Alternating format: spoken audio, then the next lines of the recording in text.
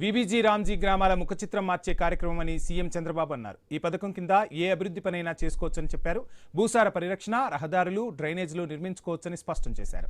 కొత్త ఆలోచనలు, సరికొత్త విధానాలతో సమాజానికి మేలు చేసేలా కేంద్రం సంకల్పించిందని చంద్రబాబు తెలిపారు. తిరుపతి జిల్లా ముక్కాలవారిపల్లెలో ఈ పథకానికి కేంద్ర మంత్రి శివరాజ్ సింగ్, డిప్యూటీ సీఎం పవన్ కళ్యాణ్తో కలిసి చంద్రబాబు శ్రీకారం చుట్టారు.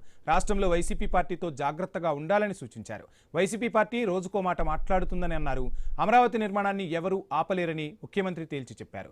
మావిగన్ అంటూ వైసీపీ సరికొత్త డ్రామాలు తెరలేపిందని అన్నారు చంద్రబాబు.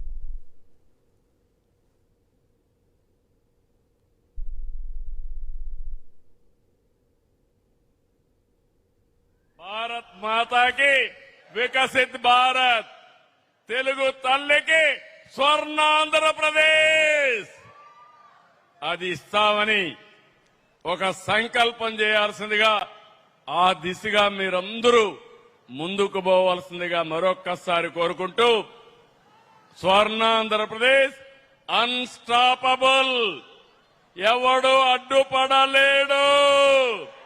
ఎవరైనా అడ్డుపడితే జగన్నాథ చక్రాలే. కలియుగ దేవుడు వెంకటేశ్వర స్వామిని తలుచుకొని ముందుకు పోతే అన్ని చేయాలి. అవునా కాదా అని మిమ్మల్ని అడుగుతున్నా. మన రాష్ట్రంలో ఒక గొడ్డలి పార్టీ ఉంది. రోజుకొక మాట మాట్లాడుతున్నారు.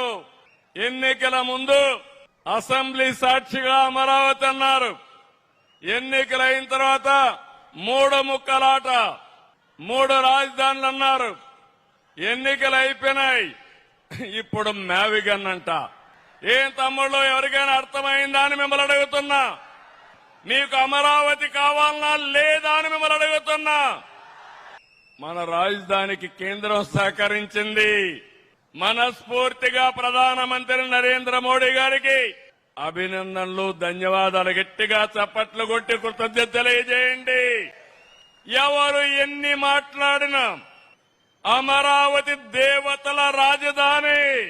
వెంకటేశ్వర స్వామి ఇక్కడే ఉన్నాడు. కలియుగ దేవుడు, ఆయనే అన్ని చూసుకుంటాడు. అమరావతి ఆపడం ఎవడి తరము కాదని మరొక్కసారి మీ అందరికీ విజ్ఞప్తి చేస్తున్నా. ఆంధ్రప్రదేశ్ గ్రామీణాభివృద్ధికి కేంద్రం సహకారం అందిస్తోందని డిప్యూటీ సీఎం పవన్ కళ్యాణ్ తెలిపారు. ఏపీ అభివృద్ధికి ప్రధాని మోదీ ఎల్లప్పుడూ అండగా నిలుస్తున్నారని చెప్పారు.